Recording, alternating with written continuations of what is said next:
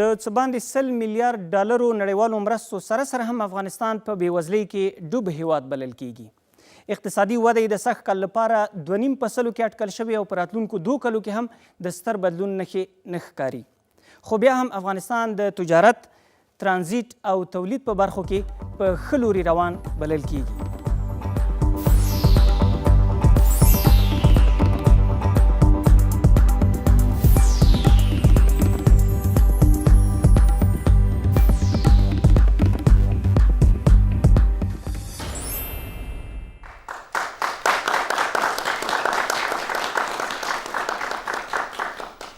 سلام و وقتتان بخیر. به جرگه آزاد BBC خوش آمدید.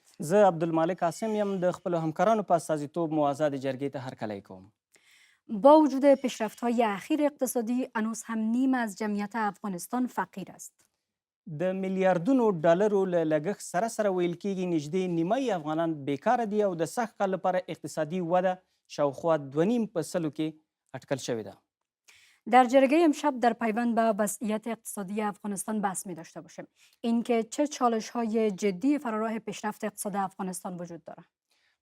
درې درانه میلمانه دي راسره، د افغانستان د ښځینه سوداګرو د فدراسیون مشره عایشه عزیز صاحب، د افغانستان د اقتصاد وزیر مصطفی مستور صاحب او د مرکزی احصایې مرستیال حسیب الله موحد صاحب. درې وړو ته ښه راغلاست وایم. و یک شمار زیادی از هموطنان ما هم از نقاط مختلف افغانستان در جرگه امشب با ما اشتراک کردند. جا داره که شما را هم به جرگه امشب خوش آمدید بگویم. آقای مستور، بحث را با شما آغاز میکنیم. وضعیت اقتصادی افغانستان هم اکنون از دید شما و مخصوصا از دید حکومت در چه جایگاهی قرار داره؟ میشه یک مقدار وضاحت بده؟ نخست از همه به شما و حاضرین مجلس و بیننده های عزیز برنامه سلام ها و تمنیات نیک خود تقدیم میکنم. خب وضعیت اقتصادی یک کشوری که 40 سال جنگ داشته باشه، یک کشوری که رشد بسیار سریع نفوذ داشته باشه، در یک کشوری که نابسامانی های زیادی وجود داره، بدون شک یک اقتصاد ایدئال نیست. با وجود ازی که در 4 سال گذشته برنامه های اقتصادی به شکل منسجم‌تر است و کمک های بیرونی هم وجود دارند، ولی هنوز هم آمار و ارقامی که همکاران ما با در وزارت و با اداره سایه و معلومات بالای از کار کردن، آمار فقر بلند نشان میده. ما آمار فقر از نگاه درآمد یا عواید 54.5% است. بیشتر روی این که چقدر تاثیر داره اینا میپردازیم. یعنی حالا از دید شما وضعیت اقتصادی در جایگاه مطلوب قرار نداره. اجازه بدین خانم عزیزم بیشتر در همین بحث بیشتر داخل بسازید. خانم عزیز، شما به عنوان یک خانمی که به عنوان در بخش تجارت کار میکنین، برای بانوان همکنون وضعیت اقتصادی را در بخش ویژه‌تر برای بانوان و مخصوصا در کل برای حکومت چگونه ارزیابی میکنین؟ نخست از همه السلام علیکم و رحمت الله و برکاته. از آن جایی که در دهه آخر زنها در عرصه اقتصادی فعالیت‌های مثمر داشتن و دارن، ما امروز میتونیم بگوییم که به طور نسبی زنان نقش خود در عرصه بالا بردن اقتصاد خانواده‌های خود انجام دادن و در قسمت از بین اقتصادی مخصوصا چقدر تاثیرگذار بوده بروشن؟ اگر دقیق تر صحبت کنیم، فعلا فدراسیون زنان تجارت پیشی افغانستان در حدود 1500 شرکت، انجمن و شوراها داره و 56,000 اعضای مولد داره در سرتاسر کشور. تشکر. وروسته په دې باندې بحث کوو. موحد صاحب، ولې ښایي فقر مخ په زیاتېدو ده او بیکاري مخ په زیاتېدو ده که څه وایي؟ به نام خدای متعال، با سلام خدمت جناب وزیر صاحب، شما و حاضرین در مجلس. خانم عزیز، وقتی ما از اقتصاد صحبت میکنیم، خصوصا از اقتصاد کلان، این باید که تفکیک کنیم ساحات مختلفه. اولین چیزی که اقتصاد کشور بیشتر نشان میده جی دی پی یا تولید ناخالص داخلیش است، عاید سرانش است، بعدا مسئله کار است، فقر است و همچنان تجارت است. اگر ما هر بخش جدا جدا مورد مطالعه قرار بدیم، مطالعه میکنیم که در بعض از بخش‌ها پیشرفت‌های صورت گرفته، ولی در بعض از بخش‌ها مثل فقر مشکلات وجود دارد. مشکلات فقر اگر شما کشورهای پیشرفته، بسیار کشور پیشرفته دنیا مثل ایالات متحده آمریکا را ببینید که از لحاظ جی دی پی در سطح در رده اول دنیا قرار داره، فقر به مراتب بیشتر از کشورهای اروپایی است. این به این معنی است که اگر توزیع عادلانه عاید صورت نگیره، یک بخش از جامعه فقیر میشد. په دې مسلو به بحث کوو، مشخصا په د کوم پنځو برخو کې چې ستاسو د ریپورټ کې راغلي دي او دارنګه د افغانستان کې کوم پرمختیاوې سوي دي لکه معارف او صحت او امنیت او مخابرات او سړکونه، په دې به پاري وجودا بحث وکړو. اوس ګډونوالو ته وخت ورکوو. دغه لومړي قطار کې تاسو مهرباني وکړئ، مایک به ورته راوړي. انجینر عطا محمد صافی یم. زه یو سوال لرم خو دوه بخشه دي. تاسې د وزارت د مسؤل په حیث څه برنامې لرئ چې دغه مسایلو کې تاسې د مخنیوي دپاره او د هغه دپاره چې د خلکو اقتصاد کې بدلون راشي؟ په دې ټکنالوژي کې چې موږ لرو دا امنیت او بعد خبرې قابل دی هغه نه دي. باید دې موږ ته مکمل احصایه د افغانستان سوچ موږ احصایه ونه لرو اقتصاد رشد نه کوي. صحیح، مننه، تشکر. پرېږدئ اول وزیر صاحب درته جواب درکړي. وزیر صاحب مهرباني وکړئ، بیا به ماهد صاحب ورکړي. تاسو ته باید وایم چې ملي یوالي حکومت هغه ارتباط چې سکتور خصوصي سره ساتلی تقریبا په دې 15 کلونو کې د ټولو نه ښه ارتباط دی. همدا اوس په شورای عالي اقتصادي کې تقریبا 4-5 کسان د سکتور خصوصي نه خامخا شته. په کمیټې اقتصادي شورای وزیران کې همداسې دي او په کمیټې اقتصادي شورای وزیران کې میرمن عزیز هم پکې برخه لري. همدا شان په نورو مجلسونو کې د دوی شتون په مجلسونو کې او د دوی مشکلات چې موږ واورو، دوی مشکلات چې حل شي، دې باندې ډېر توجه شوی او زه فکر کوم چې د مخکني حکومتونو په پرتله اوس زموږ ارتباط او سکتور خصوصي سره ډېر ښه شوی. پروسه کال زموږ صادرات د 600 میلیونو ډالرو نه تقریبا $1 میلیارډ ته وختل. او ولسمشر ویلي چې سږ کال کې پلان دا ده چې $2 میلیارډ شي. خو دا زموږ پلان دی او یو ځای سکتور خصوصي سره دې پلان باندې موږ کار کوو. خو زه فکر کوم چې څنګه چې تاسو وایي د سکتور خصوصي حمایت بالکل ضروري ده. تاسو ته یو موضوع مثال چې اوس تقریبا ډېر عام شوی هم دی، د جلغوزو مسله ده. په جلغوزه کې یوازې په دې یو قلم کې موږ په هر کال تقریبا $1.4 میلیارډ موږ له لاسه ورکول مخکې. $1.4 میلیارډ یوازې جلغوزي کې د لاسه ورکوو. خو ورکولم بالکل همداسې نور مسئله دي، زعفران دي، قالین دی او نور زراعتی محصولات دي. سپاس. آقای ماهد، یک پرسششان برمیگشت به شما که با وجود پیشرفت‌های تکنولوژی که ما هم اکنون در این قرن وجود داره، چرا هنوز هم یک احصایه درست از نفوس افغانستان وجود نداره؟ با تشکر از سوال ازنا. هر سال احصایه نفوس به تفکیک ولایات، ولسوالی‌ها، شهری، دهاتی، زن مرد نشر میشه. ما سرشماری نداریم ولی شیوه های دیگه که ما بتونیم پروژکشن بکنیم داریم. چرا نه؟ اما طور که شما میگین که تکنولوژی وجود داره، معادله های بسیار زیاد وجود داره که ما میتونیم برآورد کنیم. نفوس افغانستان کاملا دقیق معلوم است. سپاس. باز هم وقت را میگذاریم به اشتراک کننده ها و اشتراک کننده هایی که پرسش دارن دستای خودشان بالا کنن. عبدالله توابزایم د چینی تولیدی فابریک ماوین. هر کال موږ په امکان لري تلک زیات کسان د کانکور ازموینه ورکوي او د پوهنتونو څخه فارغیږي او هغوی ټول وظیفې نه لري، مارکیټ ورته آماده شوی نه دی. په څنګ کې د صنعت لپاره په افغانستان کې د صنعت لپاره که موږ ووایو چې د ملي یووالي دولت یا د ملي یووالي حکومت ورته توجه کړې د فرمان په واسطه باندې، دلته رئیسه صاحب شته د ښځو د فدراسیون رئیسه، په صنعت کې موږ ته خپله معلومات شته دي چې اول کوم کسان چې فارغیږي هغلته صنعتکاران خپله د دولت څخه ډېر د ستونزو څخه مخ کېږي او هغه کسان چې ځوانان فارغیږي مارکیټ ورته د وظیفو پیدا کولو شتون نشته دی، وظیفې نشي پیدا کولی، هغه دې ته مجبوریږي چې لاړ شي یا کار وکړي یا هم په مخالفو ډلو کې ودرېږي.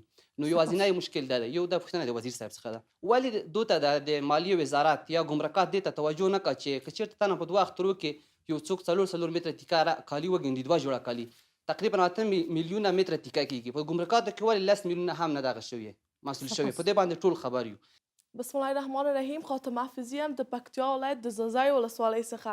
زما سوال د نن پروګرام په هکله دا دی که بېوزلي په افغانستان کې له منځه یوړل شي موږ کولی شو چې سوله ولرو او آیا تاسې داسې پروګرام لرئ چې فقر او بېوزلي او جګړه پای ته ورسیږي ځکه زموږ افغانستان کې د 10 کالو څخه ډېر کېږي چې هم فقر روان دی او هم جګړه. ډېر زیات تشکر. فقر او سوله د شک نشته به خپل اړیکې سره لري. مخکې له دې چې ماهر صاحب وزیر صاحب ته ورشو، عزیز صاحب نه وپوښتو ولې رښتیا د افغانستان کې د فقر ورځ په ورځ زیاتېږي؟ مشکل اساسي مشکل دا دی، یو دا چې نفوس زیات شوی ده، دوهم دا د جګړو له خاطره خلکو د ښارونو نه د کلو نه د بندو نه زیاتره کابل ته راغلې ده او یا مرکزونو ته راغلې ده. دریم مشکل دا دی چې موږ په مارکیټ کې هغه کسان چې لکه مخکې زما ورور ویل د پوهنتونونو د مکتبونو نه خلاصیږي، دوی ته بازار نشته او اصلي اساس دا دی چې موږ یو وارداتي ملک یو او په دې باندې خو مثلا کېدای شي انتقاد همدا ستاسو سوداګرو ته وشي چې ولې تجارت ته مو ډېر پام وکړي، د دې په ځای صنعت ته پام وکړي، خپله تولیداتو کې ولې پانګونه تجارت نه کوي یا ونه کړله؟ یو مشکل دا دی چې دلته د امنیتي له لحاظ څوک نه غواړي چې زیاته سرمایه ګذاري وکړي. نو تجارت کولی شي خو تجارت هم مشکل لکه امنیت او صنعت یې نشي کولی. اساسي کار چې حکومت وحدت ملي کړی ده په دې باندې موږ ویاړو، سکتور خصوصي. بل دا چې موږ وایو چې حکومت وحدت ملي یو اساسي پروګرام چې موږ د هغې په هکله باندې کار کړی ده او موږ ډېر خوشحاله یو، مخصوصا فدراسیون زنان تجارت پیشې افغانستان چې د یونیفرم نظامي په هکله باندې دی. موږ هر کال تقریبا 15 میلیونه یونیفرم نظامي ضرورت لرو چې د بل ملکونو نه راځي. 15 میلیون متر څه شی؟ نه 500,000 جوره یونیفرم نظامی ما ضرورت داریم که در صورتی که کارخانه فعلا موجود است، سرمایه گذاری صورت گرفته، سرمایه گذاری ها به رکود بود، کارمند وجود داشت، کارگرای تکنیکی وجود داشت، ماشینری وجود داشت، پولی که باید دوخته شود وجود داشت و مشکل دیگه که بود وزارت دفاع هم در این رابطه همکاری کردن و مخصوصا وزیر صاحب اقتصاد دکتر صاحب عبدالله رئیس صاحب جمهور پیشنهادات از این رفته و انشالله انقریب این لباس تولید میشه و وقتی که این جور میشه 36,000 نفر به کار میفته و 45 میلیون دلار سرمایه گذاری هایی که فعلا به سقوط است این به کار میفته. تشکر خانم عزیز. یک بخش پرسش هنرچند برمیگشت به مسئله فساد که بدون شک در هر بخشی وجود داره و حکومت برنامه‌هایی را برای از بین بردن فساد خیلی کار کرده، اما یک بخش دیگرشون برمیگشت به خود برنامه‌های شما آقای مصدوق که چرا برنامه‌هایی که شما تطبیق کردین هنوز هم در زدودن فساد در افغانستان کافی نبوده؟ خب پیش از اینکه به موضوع فساد یک بخش سوالشان بود بپردازم، موضوع کلانی که مشکل کلان سنت کارای ما است قیمت تولید است. چیزی را که بیشتر عاصم صاحب میگه که چرا سرمایه گذاری نشده، چرا سرمایه گذاری در صنعت نشده، در تجارت زیادتر شده. هر چیزی را که ما اینجا تولید میکنیم قیمت تولید ما به مراتب بالاتر است نسبت به چیزی که در کشورهای همسایه ما تولید میشه یا در چین تولید میشه. جنسی که در بازار میایه همه ما و شما در بازار وقتی که میریم میبینیم که یک جنس چینایی، ایرانی، پاکستانی یا یک کشور دیگه است ارزانتر و همون عین جنس با کیفیت کمک پایینتر افغانی است با قیمت بالا. خب ما و شما میریم یا به خاطر مسئله اقتصادی یا اینا هم جنس را میگیریم که ارزانتر است. مشکل کلان ما در تولید قیمت بالا است. بله مشکل ها مسئله چې قیمت باندې تاثیر غورځوي د امنیت خبره ده. هر فابریکه ځان ته مجبور دی چې ځینې امنیتي کسان ونیسي، هغې د دوی په تولید باندې اثر اچوي. بل کارګر ماهر دی. اوسه پورې هم څنګه چې توابي صاحب ویل هر کال تقریبا 400,000 کسان زموږ د پوهنتونونو او د مکتبونو نه فارغېږي، خو بیا هم دوی مجبور دی چې ماهر کارګر د بهر نه راوغواړي. هغې ته باید زیات معاش ورکړي، د هغې امنیت ونیسي، هغې ته د طیارې ټکټ واخلي، هغې ته دلته چېرته وساتي، استوګنځی ورته واخلي او قیمت باندې تاثیر کوي. او آخري خبره د فساد خبره ده. فساد خبره هم په افغانستان کې د صنعتکارانو ته په خاصه توګه قیمت باندې تاثیر اچوي. مسئله ارتباط صلح و فقر گفتن. خب جنگ در افغانستان یگانه دلیلش مسئله فقر نیست، ولی یکی از دلایل عمدهش فقر است. دلایل مختلف داره جنگ افغانستان، دلایل سیاسی داره، ارتباطات منطقوی و اینای ما است، ولی بدون شک موضوع فقر هم یکی از موضوعاتی است که فقر با جنگ ارتباط داره، سبب جنگ میشه و جنگ سبب فقر میشه. یک ارتباط مستقیم بین از اینا وجود داره و بدون شک اگر ما کار زیادتر ایجاد میکنیم، مردم زیادتر مصروف میسازیم، کار یعنی صلح آسانتر میسازیم. خب در هر صورت کار دیگه هم در این جریان وجود داره در مورد صلح و امیدوار از این هستیم که صلح ما زودتر بیاید و در نتیجه بالای موضوع کاهش فقر هم تاثیر داشته باشه. تشکر از شما. و شما میتونید از طریق راه‌های مختلف در برنامه جرگه آزاد وصل شوین. از طریق فیسبوک، توییتر و اینستاگرام میتونید جرگه آزاد بنویسین.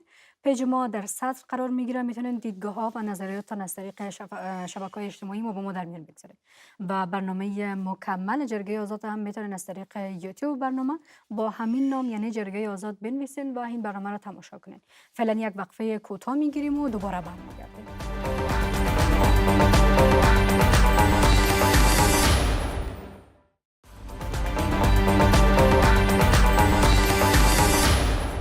یو ځل بیا مو هرکلی کوم د بي بي سي آزاد جرګې ته. د افغانستان د مرکزي احصایې ادارې په خپل وروستي ریپورټ کې ویلي دي چې په افغانستان کې نږدې 52% کې افغانان چې دي د څو اړخیزه بېوزلۍ کې شامل دي، شاوخوا 40% کې افغانان چې دي دا بیکاره دي او د بېوزلۍ لویه برخه چې دا څه باندې یا شاوخوا 80% کې دا په کلیو کې دي او 18% کې په ښارونو کې دي. په اقتصادي وضعیت د افغانستان باندې بحث کوو چې له پرمختګونو سره سره هم داسې ښکارېږي چې لا هم په افغانستان کې د اقتصاد په برخه کې ستونزې ډېرې زیاتې دي. سره له چې په وروستیو کې ولسمشر غني وایي چې د پاکستان پرته یې د نورو هیوادونو لارې هم افغانستان ته خلاصې کړي دي، خو لا هم ښکارېږي چې ډېر کار په مخ کې پروت ده تر څو د افغانستان اوسنی اقتصادي وضعیت بدلون وکړي.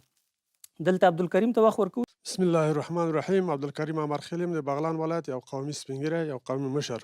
زما سوال جناب وزیر صاحب ته راجع کیږي، ویل کیږي د معلوماتو له مخې چې 52% خلک له فقر او بېوزلۍ سره لاس او ګریوان دي، یعنې هر اړخیزه فقر چې هغه امنیت ته، صلح ته، صحت ته او زیربنایي کارونه دي. او ویل کیږي دا هم چې 100 میلیارده ډالر افغانستان ته راوړل سوي دي. آیا د دې څه خاص سوی یا نه ده سوی؟ ډېر تشکر. موحد صاحب تاسو کولی شئ د فقر په تړاو باندې وروستی ریپورټ مو خپور کړی، یو څه جزئیات ورکړئ چې دا څه ډول فقر ده؟ تاسو وړاندې ویلي چې 54% کې دا بیا وایي چې ریپورټ کې هم راغلي چې هر اړخیز فقر 52%. بیا به وزیر صاحب هم وایي. تشکر. فقر چند بودی با فقر پولی فرق میکنن و هر یک دارای تعریف خاص خود می داشته باشه. فقر پولی عمدتاً بانک جهانی و دیگر نهادهای پولی و مالی بیشتر محاسبه میکنن.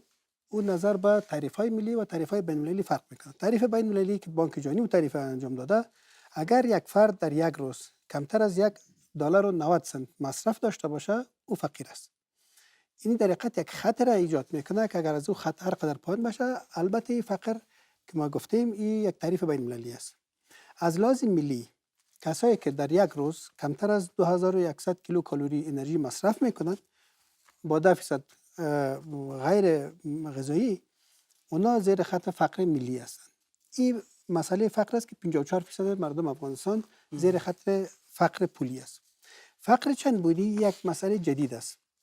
فقر چند بودی در سال 2011 از طرف پانتون آکسفورد ایجاد شد و بر تمام کشورهای دنیا معرفی شد که ما تنها از لحاظ پولی یک مسئله را مطرح نکنیم، بلکه از لحاظ دیگه که بسیار مهم است و او عوامل عمده که چرا یک فقیر نمیتونه زیر خط فقر بره، او عامل بسیار مهم است. بدون 5 بود مجموعاً 18 شاخص میشه بر افغانستان آماده شده. تشکر. وزیر صاحب مهربانی تاسو. یک موضوعی را که در مورد صحبت امرخیل صاحب داریم، گرچه یک شوخی بکنیم، گفت که من از ریش سفیدا هستم، من چک کردم ریش سفیدش معلوم نشد. بنایز قومی مشر خوش آمدید میگمشان. موضوعی که دری که برای بار اول این سروی شده بسیار یک چیز خوبه برای ما پلیسی سازای مملکت میده. این مثل عزیز که وقتی که یک مریض میره پیش دکتر یک معاینه لابراتواری میده و نتیجه لابراتواری که میایه به اساس از او باز تصمیم میگیره. حالا بر ما چیزی که مهم است تناخود از اینکه 51.7% است، این یک گپ خوبه، چیزی که بر ما معلوم شده، ولی به این باید به جزئیات از این بریم که این در کجا هست، در هر جای چی تفاوت داره. مثلا وقتی که اینجا پیشتر هم شما گفتین که این در شهرها حدود 14% است، یعنی مثلا در کابل 14% است، ولی در بادغیس 85% است، در نورستان 82% است. اینی بر ما مهم است که ما این چه رقم و در اوجه که هست مشکلش چیست؟ مشکلش فقر پولیس، مشکلش مشکل صحی است، مشکل معارف است، یا آسیب پذیری هایی که اینجا میگن. مثلا در بخش کوچی ها 88% است تقریبا. مثلا یک فامیل کوچی که اکثریتش او رقمی که بسیاری کسا فکر میکنن که همشون بسیار مالدار و پیسه دار هستن، همشون نیستن. تمام سرمایه از اون چند دانه رمیش یا مواشی از او است. اگر این میره یا سیل برد یا به کدام مرض مواجه شد، آسیب پذیری از اینمی قسمت بسیار زیاد است. یک دفعه تمام چیز از دست میده. ما باید خود از این فرهنگ بکشیم که اگر هر ولایت بگه نی بداره، مو مصرفی را که شما بر نگران کردین باید مثلا در دایکندی هم بکنید. این باید ما تغییر بدیم. این مثل عزیز که یک نفر مریض است، برای نفر مریض هم بگو، یک کسی بگه که بر مام دوا بده، بر جور هم دوا بده، یا نفر کم مریض است یا نفر زیاد مریض است. اینی چیزایی است که این را این سروی ها، این تحلیل ها ما را قادر به این میسازه که فقر در کجا است. یو بل خبره چې امرخیل څه بوکه چې تقریبا د 100 میلیارډ نم زیات کومکونه او مرستې راغلي، هغه څه شوي؟ ګورئ اکثرا سپینګیري چې دلته موجود دی، افغانستان، اوسنی افغانستان د افغانستان د طالبانو په وخت کې هغې سره مقایسه وکړي، د هغې نه د طالبانو مخکې سره مقایسه وکړي، سړکونه نه وو، مکتبونه نه وه، پوهنتونونه نه وه، کلینیکونه نه وه، او همدا اوس وګورئ چې دا څنګه ده. او د ارزي په 100 میلیارډ ډالرو مرستو باندې همدغومره کار شوی لکه څومره پیسې مصرف شوي؟ ګورئ بالکل همدا اوس تقریبا په افغانستان کې د 15% زیات خلک کلینیکونو ته لاسرسی لري. مخکې د طالبانو په وخت کې دونه کلینیکونه نه وه، مکتبونه نه وه. افغانستان 10,000 کیلومتره پوخ سړک لري اوس او دغومره نور دا د میلیونه زده کوونکي دي. د کلیو پراختیا وزارت برنامه چې تاسو وګورئ په زراعتي برخه کې وګورئ چې څه کارونه شوي، هغه که دا 100 میلیارډ ډالر نه و، زموږ حالت به نور هم دین هم بدتره وه. یو دوه نور اوریدونکو ته وخت ورکوو. دغه دویم قطار کې ناسته ایمل صفی نومیږي، بیا به اخري قطار کې وخت ورکوو. تاسو ته هم درکوو لږ. بسم الله الرحمن الرحیم. سږن کال موږ څومره تفاوت لرو نورو کلونو سره چې زموږ نفوس زیات شوی دی، یعنی په تیرو کې تاسو 1.2% وښودل، او دریم د تاجرانو په نمایندګۍ چې څوک ناست دي هغوی تقریبا د دولت عزیز صاحب ډیر د دولت په رایه باندې مخ ته ځي، لکه یادونه یې چې وکړله لکه د ملي وحدت حکومت ټول کارونه سم دي. آیا د تاجرانو بچیان چې هر ورځ اختطاف کیږي، آیا چې په خصوصي سکتور کې د برق ډیر بل راځي، آیا چې تاجرانو ته لا هم ځمکه نه لرو، آیا لا چې مالیه هم زیاته ده، دا به هغه ستونزې وي چې مهمې دي دینه سترګې پټولی شو؟ مننه. تشکر. هغه آخري قطار کې ګډونوال ته وخت ورکوو. تاسو بله. سلام به شما و به همکاران شما. سوال ما ایست که چرا واقعیت به مردم نمیگین؟ به خاطر از اینکه فعلا همی گمرکات افغانستان در دست کی است؟ تا به کی ما دست خواه به طرف بیگانه بکنیم؟ آیا برای یک کدام تدبیری که رئیس صاحب جمهور گرفتین یا نگرفتین شما؟ تشکر. ډېره زیاته مننه. مخکې له دې اول عزیز صاحب تاسو مهرباني وکړئ، ولې تجارانو ستونزې نه بیانوي، برعکس د حکومت پلوي کوي. ډېر مننه کوم زما د ورور نه. ما دې کبله دا خبرې کول چې اوس څه خبرې چې کوو موږ د تاجرانو د هغوی ژبه یاست. څه چې هغوی موږ ته وایو، لکه مخکې چې تاسو کیدای شي خبر وي، مخکې څه چې سامان د بهر نه راتله د هغې تکسونه زیات وو، اوس 1% شوي دي.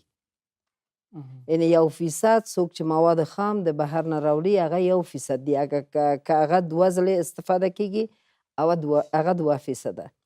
بل دا مخکې چې وو دا تاجران چې چیرته نه وو چې دوی به لاره شي، اوس الحمدلله اتاق تجارت صنعت دی 1، اتاق تجارت معدن و صنایع دی 2، اتاق تجارت زنا دی د ښځو اتاق تجارت دی 3. فدراسیون خو 11 کاله کېږي چې کار کوي. اوس اتحادیه پیشوران هم د اتاق په پرتله باندې مخکې شوي دي او دې کبله اوس ډېر ځایونه دي چې دا تاجران کله چې خبرې مونږ ته کوي مونږ ټول هغې خبره اخلو. مخکې ما ویل چې رابطه دا نه و چې تجار څه مشکل لري او حکومت څه پرابلمونه لري او د دې حل لاره کوم یو دي. اوس وزیرانو شورا کې تاسو برخه لرئ وزیر صاحب ویلي بله هلته د تجار کمیټې اقتصادي شورای وزیران کې هلته چې د تجار په نمایندګۍ تاسو خبرې کوئ کومو ټکو باندې تمرکز کوئ؟ لکه مخکې ما ویل مونږ د 15 کالو د تجار د مشکلاتو یو پلان جوړ کړی ده چې 15 کالو د مشکلات د تجار څه دي هغه په څو برخه دي 15 ګروپونه دي. یو مشکل مخکې د تجارانو دا و چې دوی هغه قوانین چې دولت هغه باید نافذه کړی وای په هغې باندې کار شوی وای هغه دا نه و. قبلا ما 1 گرم سنگ نمیتونستیم که از بدخشان یا از نورستان به کابل بیاریم. حالا به صدهاتون سنگ بیارین وزارت معدن برین در صورتی که شما رو میخواین به داخل از یک ولایت قبلا ما نمیتونستیم. قبلا هم در یکی از پینالا ما گفتم که ما را دولت دوست ساخته بود اما امروز دولت برای ما زمینه رو مساعد ساخته. ما سنگ از هر ولایت هر کسی که میاد کار میکنه. یعنی خانم عزیز در تناسب با این مواردی که شما یادآوری کردین کار کرده حکومت را در مقایسه با مشکلاتی که متشبثین دارن ناچیز میدانید؟ ناچیز نه. زمینه سازی وجود داره زمینه سازی پیدا شد. مشکلات به اتاقا میرن وقتی که به اتاقا رفت اتاقا میرن در پرایسک یا در انکشاف کمیته انکشاف پایدار سکتور خصوصی مطرح میکنن.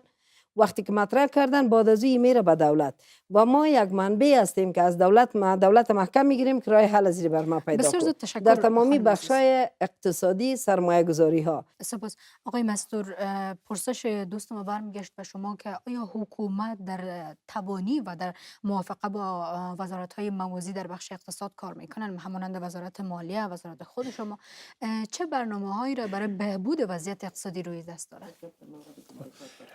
موضوعی را که صافی صاحب گفت یکی از موضوعاتش موضوع هماهنگی بود. هماهنگی حداقل ما در نهادهای داخل سکتور اقتصادی اگه یاد بکنیم که هر کس باید وظیفه خودش انجام بده. سوال دیگه یک دوست ما از اون طرف بود که نام خودم معرفی نکردن این بود که چرا ما واقعیت ها رو برای مردم نمیگیم. مقصد اساسیش مسئله فساد و بخشی هم یاد کردن بخش گمرکات. این درست است که فساد در مجموع یک پدیده عام شده متاسفانه در گمرکات وجود داره شاید به اندازه قبل نباشه ولی وجود داره ولی این که ما تمام عواید خود بعد از گمرکات به دست بیاریم یک راه حل درست نیست. یگانه راهی که افغانستان داره راه تولیدی شدنش است. ما تولید خود ما اگر از مواد غذایی است که خود ما تولید بکنیم مال مواد غذایی ما از بیرون میاد.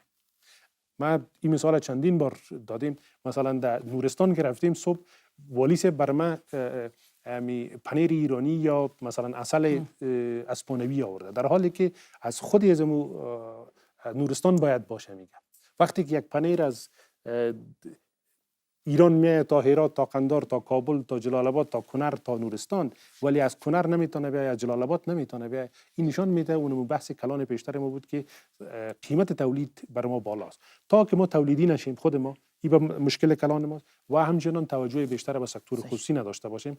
یک چیزی را که معمولا مردم در هر مملکت باز در افغانستان بیشتر خواهش دارن فکر میکنن که تمام کار باید دولت انجام بده. ماهد صاحب د تولیدات زیاتی کی کمیږي تاسو حساب څخه د افغانستان کورنی تولیدات خب یک بحث است که هر سال فرق میکنه. اینطور نیست که ما بگیم که همیشه زیاد میشه یا کم میشه.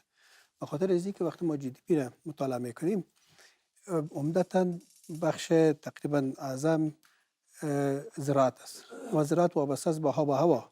سالی که اگر خشکسالی می باشه اتوماتیک تولیدات زراعتی پایین میاد و وقتی که سالی که برف و باران بیشتر می باشه تولیدات زراعتی بالا میره. تولیدات زراعتی باعث میشه که در مجموع تولیدات ناخالص داخلی را افزایش بده و هر سالی که برف و باران بیشتر می باشه شما با وضاحت میبینید که رشد اقتصادی بالا میره. ما آخرین رقمی را که ما جمع کردیم در بخش صادرات 14% افزایش در صادرات نشان میده. فقط در سال قبل تا سال 1397 14% افزایش. برخلاف واردات ما تقریبا 0.5% کم شده.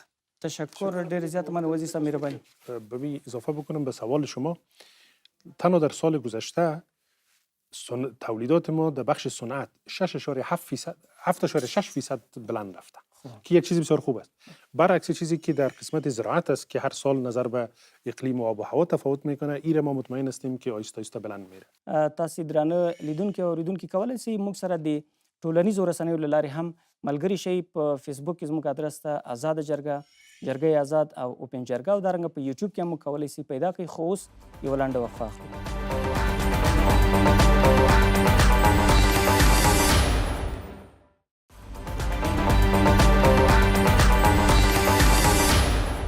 سلام دوباره به ادامه برنامه جرگه آزاد BBC دوباره خوش آمدید. در این بخش بیشتر صحبت میکنیم که بیشترین سرمایه گذاری ها در سال گذشته در کدام بخش ها بوده و چقدر حکومت افغانستان از عاید این سرمایه گذاری ها و از اینکه چقدر در روی اینها کار کردن تونستن اقتصاد افغانستان را پویا بسازن و پیشرفت بدن. بیشتر در این بخش صحبت میکنیم.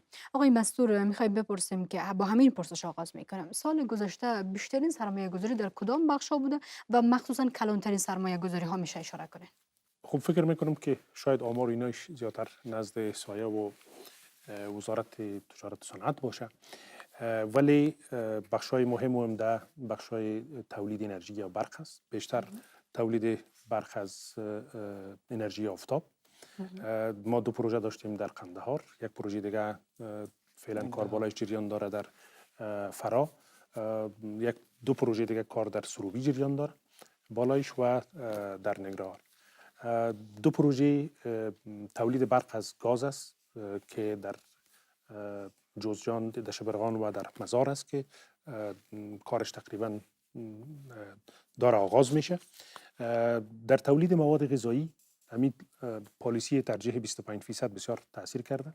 و دیگه در بخش خدمات، خصوصا خدمات و بخشای تکنولوژی معلوماتی سرمایه گذاری های خوبی صورت گرفت. این سرمایه گذاری هایی است که آغاز شده، ولی معمولا موضوع امنیتی که از موضوعات مهم و عمده بوده در قسمت سرمایه گذاری و یک دو فابریکی مسائل سمنت هم است که در سمنگان گپش تقریبا نهایی. مننه. موږ اوریدلی دي په دغه وروستیو 2 کلو کې نږدې $1 میلیارډ پانګونه د انرژي په برخه کې، لکه دغه د اوسپنې تولید په برخه کې، د غوښې د تولید په برخه کې، نورو د پروسس په برخه کې شوي دي. په هر صورت باندې په دې به لږ نور هم په جزئیاتو باندې وروسته محاسب نه وپوښتو.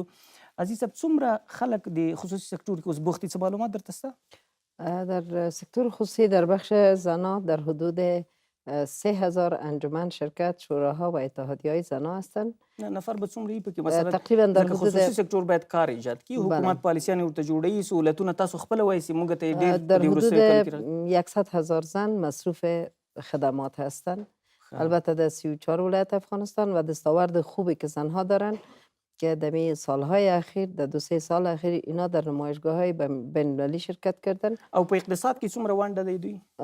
اینا سرمایه گذاری ها کلش از خودشان است. نه مال په اقتصاد کې د ښځو د ونډه څومره ده؟ 15% ده، 10% ده، نیم د افغانستان نفوس ښځې دي، خو د اقتصادي ونډه څومره ده؟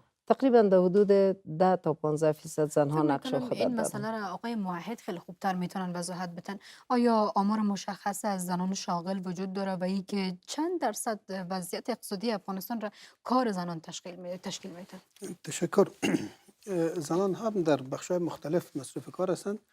در بخش زراعت در حدود 1.9% است، ولی زیادترین بخشی را که زنان شاغل هستند در صنایع فابریکاتی است که بیشتر از مردا است. در حدود 67% کسایی که در صنایع فابریکاتی کار میکنند خانم‌ها هستند که واضح است بسیار نشان دهنده است که خانم‌ها بیشتر مصروف کار شدند، گرچه که مشارکت نیروی کار خانم‌ها نسبتاً بلند است، کمتر است نظر به مردا. اگر سرمایه‌گذاری ها امنیت سرمایه‌گذاری و امنیت جانی خود سرمایه‌گذار مسئول نباشه، این مسئولیت اگر وجود نداشته باشه، واضح است که هیچ کس سرمایه‌گذاری نمیکنه. سهولت‌ها برای سرمایه‌گذارا ایجاد شده، یک مشکلات از لحاظ بانکی هم وجود داره، ولی مشکل عمده امنیت است. اگر این مسئولیت او کسول رغله د سرمایه‌گذاری څو برابر کېدای شي؟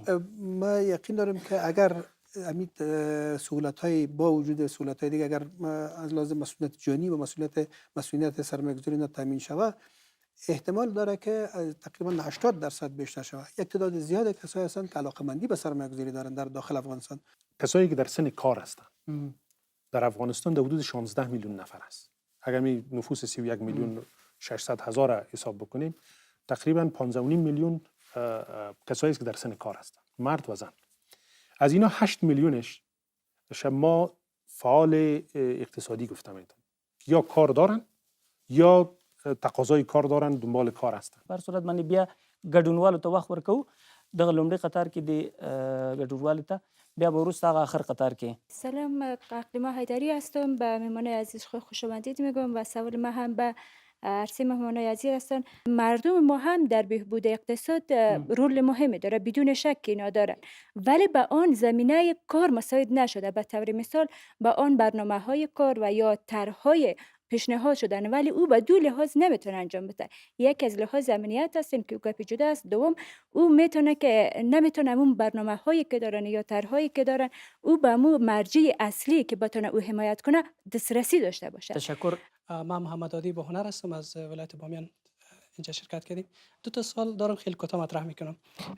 اولش است که اقتصاد دولت، چیزی که دولت اعلام میکنه بالا رفته و تنها ما در بخش صادرات بیشتر از 1 میلیارد دلار صادرات داشتیم و چیزی که در سال گذشته اگه اشتباه نکنم در سال 1385 حدود 545 میلیون دلار بود اگه اشتباه نکنم.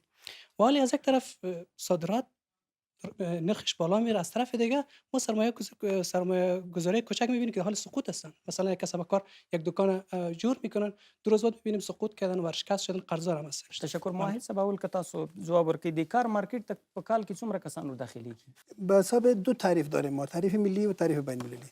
تعریف بین المللی که تعریف آیلو است میگه اگر کسی در یک هفته قبل از سروی آیلو سازمان کار، سازمان کار بله، اگر یک ساعت هم در یک هفته کار کرده باشه بیکار نیست.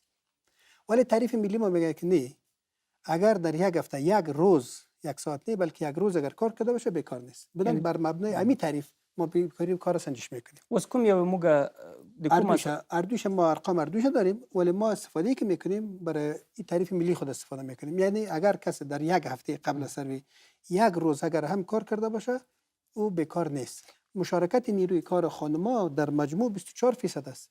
به این معنی است که 76% خانم‌ها اصلا تقاضا به کار ندارند. این ما نمیتونیم بیکار بگیم. وقتی کار نمیکنه این بیکار نیست، این تقاضا به کار نداره. کسایی که در یک هفته قبل از سروی تقاضا به کار دارند، آمادگی برای کار دارند، مفرغت به کار دارند، اونا را اگر کار پیدا نکنن، اگر یک ساعت هم کار کم، یک روز هم کار کمتر کرده باشن، او بیکار است. ډېر زیات مننه وزیر صاحب. د نړیوال بانک د فیصدۍ یا د اټکلونه منی سکل 2.5% رشد افغانستان کړی، ولې پخوا له 2002 نه تر 2014 پورې تقریبا افغانستان متوسط ډول باندې 11% کې رشد ولې کم شو؟ دا یو مثبت خبره ده چې کله مونږ دا وایو چې 2.1% مونږ رشد لرو، دا یو مثبت خبره ده. نو ولې کم شو؟ داسې دی چې د عوامل ډېر زیات دي. یو خبره د سرمایه گذاري خبره ده. په هغه کلونو کې د ډونرانو کومکونه هم زیات او څنګه چې مخکې معاهد صاحب ویل، په هغه کلونو کې واوره او بارانونه هم زیات وو.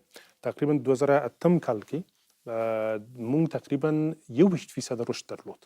هغه وخت تقریبا دا ټول زمونږ د للمي ځمکې او د نور زراعت ډېر رشد درلود. نو زمونږ رشد ډېر زیات د زراعت ته مربوط دی. هغه کلونه کې چې مونږ خوشحالي لرلو، وچکالي شته پکې، نو په هغه کې رشد خامخا کته ده. سکل 2.7% کال ته اټکل 3% سوی 3% ډېر داسې هغه محتاطانه پیش بینی ده. خو زه فکر کوم چې د هغې نه به لږ څه زیات شي. و یک پرسش برمیگشت به شما که چقدر حمایت از خانم‌های متشبث وجود داره و زمینه ها برای اینکه بیشتر رشد کنن و بیاین وارد مرحله متشبث و تجارت شوند وجود داره؟ در این رابطه بهترین زمینه که مساعد شده بانک های اسلامی است که اونا زمینه سرمایه گذاری را و زمینه قرضای حسنه و قرضای اسلامی را بر زنها مساعد ساختن، برای که ما در یک کشور سنتی زندگی میکنیم و از این خاطر بیشتر زنها در رابطه با سرمایه گذاری ها کار میکنن. اما انتقادا وجود داره مخصوصا همین جا که بیشتر حمایت نمیشه این خانم‌ها. مخصوصا این درست است که قرضه های خیلی کوچک به اساس یک معیارایی باید برای خانم‌ها داده شود، اما بعضی از خانم‌هایی که اون معیارا رو ندارن و میخواین با ابتدایی ترین روش ها آغاز کنن، چه حمایتایی باید بیشتر بهشون صورت بگیره؟ خانم‌هایی که سکتورهای کاریشان مشخص نبود، یک دفعه در صنایع دستی میرفتن، یک دفعه در زراعت مالداری میرفتن و این هم سرمایه گذاری که میکرد او ناکام شده بود، باز دیگهش. حال سکتورها مشخص است، اولی که برشان تریننگ ها داده میشه، یعنی فعلا پیش از شروع کردن تجارتشان اونا باید آموزش ببینن بسیار زیاد تشکر. چگونه در مارکت اینا پلان تجارتی داشته باشن، ارتباطات، بازاریابی و بخش سیستم منیجمنتشان که مشکل اساسیشان بود. بسیار زیاد تشکر. و یک بار دیگه هم راههای ارتباطی برنامه جرگه آزاد را یادآوری میکنم. شما میتونید از طریق فیسبوک، توییتر و اینستاگرام در برنامه جرگه آزاد وصل شوین و از طریق یوتیوب هم جریان مکمل این برنامه را تماشا کنید. وقفه کوتاه میگیریم و دوباره برمیگردیم.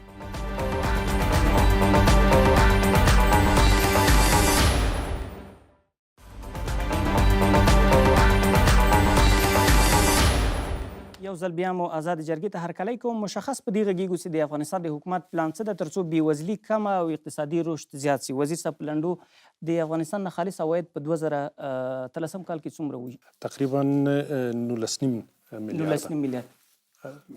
داسې سړي سر کلني عاید ته واړئ کم $600 راځي. ولې کم 610 راځي؟ 610 راځي. په هر کال کې زموږ نفوس تقریبا 650 کسان پکې زیاتېږي. نو دا عواید د نفوس باندې تقسیمیږي. چې نفوس زیات شي نو هر یو ته کمی پیسې رسي. او تاسو تولیدات زیات شوي دي، مثلا اقتصادي فعالیتونه عزیز صاحب هم ویلي زیات شوي دي، په دې اساس باید ډېر عواید افغانستان ته راځي. جی ډي پي کې فرق نه راځي. په جی ډي پي کې فرق نه دی راغلی. که جی ډي پي هم رشد درلود نو که په افغاني حساب وکړي په هغه کې تقریبا 2.7 رشد پکې موجوده وه، خو د ډالر په لحاظ هغه کې رشد موجوده نه وه او ځکه د عاید سرانه لږ څه کته راغلی. مننه. دلته به یو دوه ګډونوالو ته وخت ورکړو. دریم قطار کې تاسو شنه کورتۍ مو اغوستې ده، بیا یو بل ته مو وخت ورکوو. رحیم پښتنیار یم له پکتیکا څخه. زما پوښتنه د جلغوزیو په اړه ده چې د وزیر صاحب اړوند کېږي. که څه هم په دې وروستیو کې د پکتیکا یوه اندازه جلغوزي د هوایي دهلیزونو له لارې انتقال شول، خو دا بسنه نه کوي. موږ هلته ډېر زیات جلغوزي لرو چې د حکومت د نه توجه له امله خرابېږي، ضایع کېږي او نیمه اندازه یې پاکستان ته د هېڅ په بیه انتقالېږي. تشکر. په دې اول قطار کې د ګډونوال ته جلات خان صافی یم، د 12مې ناحیې کې د 15 ګذر وکیل یم. کله چې موږ له هر د اورګاني دولتونو یو څه غواړو هغوی موږ ته سابقې احصایې په اساس باندې که پولیس یې هم راکوي که مسلکي معلمین یې هم په همغه اساس راکوي. مننه ډېر زیات. دې شک نشته که په اقتصادي برخه کې احصایې ډېرې زیاتې مهمې دي چې اوس د افغانستان حکومت دغه د په لومړي ځل باندې څو اړخیزه د فقر کمه سرویس ده یې ترسره کړې ده او نور به هم کرا احصایې ترسره کېږي. که څه ورزیاتوئ ماهد صاحب مهرباني. جناب صافی صاحب واقعا درست میگن. اونا از یک تعداد از وزارت‌های محترمه که اونا ارقام میخواهند، ارقامی که او کاملا تجدید نشده، ارقام تازه نیست، اونا اعلام میکنن. اگر شما و یا دیگه هر ارگانی که ارقام زیاد داشته باشه، اداره ملی احصایه و معلومات یگانه منبعی است که احصایه های رسمی را به نشر میسپاره. اینا احصایه هست ولی یگانه مرجعی که احصایه رسمی را به نشر میسپاره اداره ملی احصایه و معلومات است. شما از طریق وبسایت هم میتونید بدز برین و هرگاه مشکل می باشه مستقیما به اداره اگر مراجعه بکنین هر نوع ارقامی که در مورد نفوس و یا در مورد بخش اقتصادی اجتماعی ضرورت باشه ما در خدمت هستیم و ارائه میکنیم. ډېر زیات تشکر. عزیز صاحب ستاسو تصور څه ده د خصوصي پانګونه په زیاتېدو ده که په کمېدو باندې ده؟ در مورد سرمایه گذاری نظر من این است، من نظر مثبت دارم که واقعا بیشتر شده میره و بیشتر علاقمندی وجود داره که باید سرمایه گذاری وجود به میان بیاید، برای که هر قدر که سرمایه گذاری زیاد میشه اونم قدر بازار کار اشتغال زایی متداوم بیشتر میشه. آقای مصدور، با توجه به رشد سرسام‌آور جمعیت سال آینده وضعیت اقتصادی را چگونه ارزیابی میکنه؟ با در نظر داشته از که هم ما هم شرکای بین‌المللی ما هم دوستای منطقوی همشان توجه عمدهشان بالای پروسه صلح دارن. من بسیار امیدوار هستم برازی حکومت هم آمادگی های لازم خود در مسائل اقتصادی بینا داره. برنامه هایی را که قبلا خدمت شما گفتم مسئله صلح میتونه که یک امیدواری زیاد داره برای اقتصاد ما بده. به این ترتیب همکار دیگه ما پکتینیار صاحب صحبت کردن در مورد جلغوزه. یک قدم ما به پیش رفتیم ولی کافی نیست. فعلا سابق این جلغوزه ما با پاکستان میرفت از اونجا به چین، آل راسن به چین میره، ما میتونیم که پروسس زیادتر از این انجام بدیم که راسنی را ما به اروپا روان کنیم. آل صرف در هر کیلو ما دو دلار فایده میکنیم، ولی او میتونیم شاید اضافه از 10 تا 15 دلار فایده کنیم. در مجموع من خوشبین هستم در برای رشد اقتصاد افغانستان در سال آینده. او د انرژي برخه کې ډیر زیات تمه برېښنا اوس یو وخت 2002 کال کې شپږ په سلو کې افغانانو برق ته لاسرسی درلود، اوس څه باندې 40 په سلو کې یادېږي. څو پروژو ته ستاسو اشاره وکړه په شمال کې د بیات پاور او دارنګ د غضنفر ګروپ چې کوم ګاز نه جوړېږي، دې خواته د لمریزې برېښنا پروژې د سروبي کې، ننګرهار کې، قندهار کې او فراه کې تاسو یادونه وکړله. دغه برخه کې څومره پانګونه یا تصور مو څه راتلونکي کال کې به څومره برق تولید ولرو؟ ولسمشر هم 2 کاله مخکې ویلي اوس دومره برق کېدای شي په دغو 2 کالو کې تولید شي د افغانستان په تاریخ کې نه وه. لا هم خلک نیوکه لري څه نه دي شوي. یو د تولید خبره ده، یو د لاسرسی خبره ده. زه فکر کوم چې پر اوسه کال زموږ برېښنا اوس پکتیا ته رسېدلی، زما په خیال چې د وردګو له لارې غزني ته هم رسېدلی. نو دا د لاسرسی خبره ده، نه یوازې دا 2 پروژه ده. یو بل پروژه چې اوس پنجشیر کې هغه ده شروع ده، نه د لاین تیرولو خبره ده. بل د تولید خبره ده. د تولید خبره یو بل د کجکي پروژه ده چې حقیم کار جریان داری. خو زه فکر کوم چې اڅک کال ته څونه پروژې جوړه شوی، زه فکر کوم چې همدونه پروژې به بل کال ته به راشي. تشکر، ډیره زیاته مننه. عزیز صاحب، حکومت ته مشوره څه ده چې د بیکاري رشد هغه کم کړي، د فیصدي کم کړي؟ برای د دې په هکله باندې حکومت مجبور ده چې هغه تصدیګانې جوړ شي چې ډېر زیات خلک په هغه باندې کار وکړي، او دا تصدیګانې د حکومت له طرفه چې جوړ لکه نشي، څه شی؟ کومه تصدي؟ لکه فابریکې سمنټ. د دې په هکله باندې مشکلات زیات د حکومت هم دي او د سکتور خصوصي هم دي. یو دا چې سکتور خصوصي زیاتره تجربه نه درلوده.